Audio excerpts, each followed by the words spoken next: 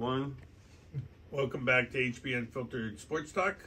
Once again, I'm joined by the Stiff Brownie of the Dirtbag. And once again, our show is brought to you by J3 Supply for your hoses and fitting specialist needs down in Huntington Beach. Real quick, I got to tell you, our president, his bracket was, he's the first president to have his bracket busted in less than half a day. It's probably because he doesn't listen to us, and he probably doesn't know about our merchandise. He does not. He had Arizona winning it all. So anytime now most of you, this is how this kind of like works. Normally you only get like a point or two for the first round. Then you get 2 or 3 points for the second round. Then you get 4 or 5 points for the next round, right, and so on. So it doubles. It goes 1, 2, 4, 8, 16. So eventually, if you pick the champion, you're getting 20 points, while somebody who might have had more picks in the very first round, only 10 more points, you're still going to win. Right. So you really want to pick the winner. So like my original bracket, I don't know about yours, my original bracket by myself, I have Alabama, Texas, and UConn still in the Final Four. Only Duke was kicked out. So technically my bracket's still alive for winning out of 20, 40 people, that office pool. What do you got for the Final Four? I have Alabama, Texas still in it, UConn and UCLA still in it. I don't know who's coming out of there because I can't remember my bracket. Who'd you have in the Tennessee, Duke, Kansas State, Kentucky? That was I had Purdue versus Marquette, and I had Marquette winning that bracket. Oh, you had Marquette in the Final Four. I'm out. The East is exploding. No. Everybody in the East is pretty much toast. So that's what I'm trying to say. Not too many people got Kansas State or Tennessee in the Final Four. I believe I picked UCLA to be in the Final Four against Texas. I have Texas winning that, and I had Alabama versus Marquette. And I want to say that I think at the last minute I changed it to Alabama. Okay. So I have in my bracket, if it does win, I have Texas beating Alabama. Well, today's your lucky day because Marquette, you can kick them to the curb and start all over again. I love that. So now let's go with the Elite Eight. We got the Elite Eight. These are our new picks. And we don't have point spreads, people, because these games haven't even been figured out yet. So yeah, so we'll try to get together in the next couple of days and recap the Sweet 16 and the Elite Eight and get you all set up for the Final Four next week. But let's start with Alabama, Princeton.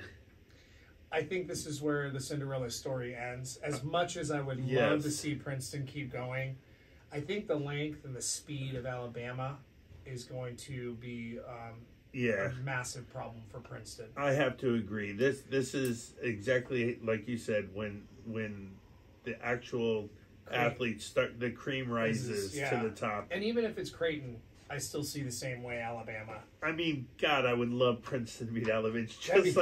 It's just like when Clemson beats Alabama, or Ohio State beats Alabama. I love it. Yeah. Like when SC loses to Notre Dame every single year. No, I don't know what you're talking about. Stanford. Nope. What? Or what about when Bowling Green almost upsets UCLA whoa. a packed house of 30,000? All right, we're getting off the subject. Way below the belt. Okay, let's move on. So we got Alabama beating Princeton. Cinderella one comes down, crashing down. Yep. Now we got Tennessee versus Kansas State. Another excellent game if this one comes to play. I love the guard play out of Kansas State. I'm taking Kansas State. I do too. I like Kansas State. I mean, I didn't even have Tennessee beating Duke, so I'm not going to have them beating Kansas State. So if it's Michigan State, then it's absolutely Michigan State over Tennessee. Okay. Yeah, Tom Izzo. Come on, I'm a homer, hey, man. I'll root for that. My niece went there. All right. I'll root for the Spartans. Not to mention what they've had to go through this past couple months.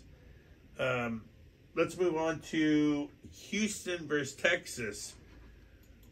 The Texas Bowl. I think this game is going to be nothing but fireworks. Yes. I love this matchup. This one should not go under. This one should go over. Yeah, you got one of the best offenses in Houston, and then Texas is playing really, really good basketball. And even if it's not Texas and it's Xavier, even still, like, Xavier can put up points.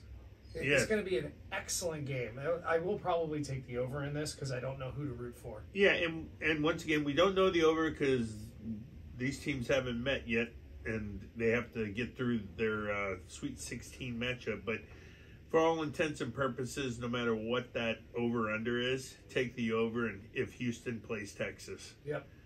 And I got Texas actually winning. Oh, I love that. I like that. I have Texas winning myself. Oh, okay. Yeah. I thought you had Houston. No, okay. no, I have Texas winning the whole thing. Okay. So, Yeah. Snap. Yeah. All right. It's going to get interesting because I got them in the finals too, but we can't get there yet. Let's go to UConn versus UCLA. I know you're such a homer. I already know what you're going to do here, which is sad, but go ahead. I think this is another outstanding game, anybody's game. I'm going to take the over in this game as well. UCLA can put up points. UConn can put up points. I'm going to take UCLA only because I'm a homer and I root for the Bruins. Yeah, well, but I wouldn't be shocked if UConn won. I really would. This is where your little Sweet 16 bracket comes to a hole. I'm going UConn, man. This team's fire. I like their coach Hurley. Oh, he's a great coach. He's so much better than his brother. Oh yeah, no doubt. God. He's been successful at 3 different universities. Yeah, he's good. Starting with Rhode Island.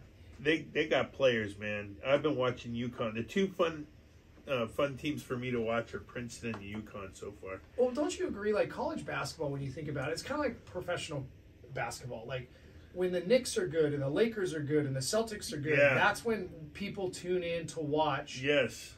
The NBA. Yes. It's college basketball. It's like you need Georgetown, you need UConn, you need some of these Big East schools. I don't know if they're even still in the Big East, but you need some of those schools. You need Michigan State. You need Duke, North Carolina. I mean, North Carolina was ranked first at the beginning of the season, preseason number 1. I know. They didn't make the tournament, and they tore up their NIT invitation. Well, I would too. Yeah, I guess they felt like they got shut, and I agree with them. They didn't play great basketball, but they also didn't play bad enough to not be invited to the tournament. Right. It's North Carolina. Yeah. Meanwhile, I'm watching freaking Arkansas play. Yeah. I don't even know what to say. And UNC out. Isn't that where that coach took his shirt off? Yeah, Musselman. Yeah, I haven't been able to show his muscles. Or lack thereof. All right, so we're down to the Final Four. We got Alabama, Texas. You got UCLA. I got UConn. That's fine. And we have Kansas State. Yep. So, here we go. Alabama, Kansas State. I have Bama. I got Bama. They're an excellent team. Kansas State, great story for them getting to the Final Four if that's what happens. But I think it ends there. And then we got Texas and UConn. I'm going with the Longhorns. Longhorns as well. Now Houston, if Houston were to beat Texas, the Final Four is in Houston. I have Houston. If it's Houston versus UConn or Houston versus UCLA, I'm going to root for UCLA. But as a bracket person, I would pick Houston. Oh, the winner of the Texas-Houston game is going to make the finals. I mean, that's a home game for them. Yeah, I agree. Houston. I agree. So, but for all intents and purposes, we have Alabama versus Texas, and I got Alabama winning it. This is where I differ. Okay. I've got Texas, as you know. All right. And here's another thing, too, that people need to recognize. When you fill out your bracket, they ask you to pick a tiebreaker. And they ask, like, winning score of whatever the championship game is. I always pick like 86, 83. Because the over-under is always right around like 165 to 168. Yeah. So when you're filling out your bracket, pay attention to that. Maybe this will be a good information for you next year. But that's generally the sweet spot of where the over-under lands for Vegas. So now I'm going to go with what you said previously, and because it's a playoff game, if these two teams met just as a regular season game during the year, let's say in January, Alabama, Texas, I would definitely say take the over, but I'm going to say take the under because it's a national title game. You're playing in that oversized, huge football stadium. Sure. You know, the sight lines for the baskets are just awful, you know? Oh, yeah, no, I've seen this. It's like you're playing outside, you know? I saw last year's game. Where was last year's game? Was it in Atlanta? I want to say it was Indianapolis. Okay. It might have been Atlanta.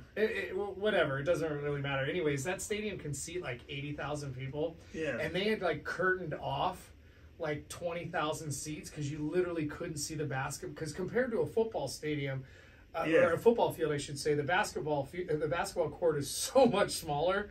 So I don't know if they were giving away nosebleed section tickets because they needed to fill up the rest of this like corner, and you couldn't even see the court. Right. Yeah. Oh, that sounds like fun.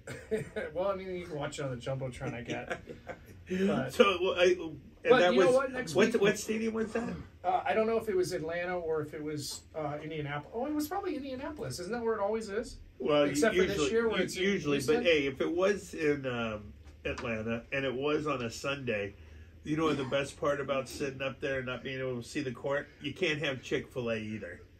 There's no way Chick-fil-A is closed. Chick-fil-A is closed on Sunday. And they're the number one restaurant in Atlanta's stadium. Dome. Yeah, Mercedes Dome. But they're open any other day if there's any other event. But here's what I'll do. Let's get back to this. Here's what I'll do for our listeners. I'll get some more stats like I gave you today. I'll figure out over-unders, point spreads, and where we are prior to that Final Four game that takes place on Saturday next week. Yeah, and if we get the Sweet 16 wrong, we'll redo the 8. If we get the 8 wrong, we'll redo the Final Four. We're going to get one of these right. I can't wait. Yeah. Cool. So, based on March Madness, is there anything else you wanted to talk about with March Madness? Or are we going to be moving on to bigger and better things? No, I think if people listen to the podcast, they'll know what to bet on. That's what I know. Yeah. All right. Plenty of gold out there for you.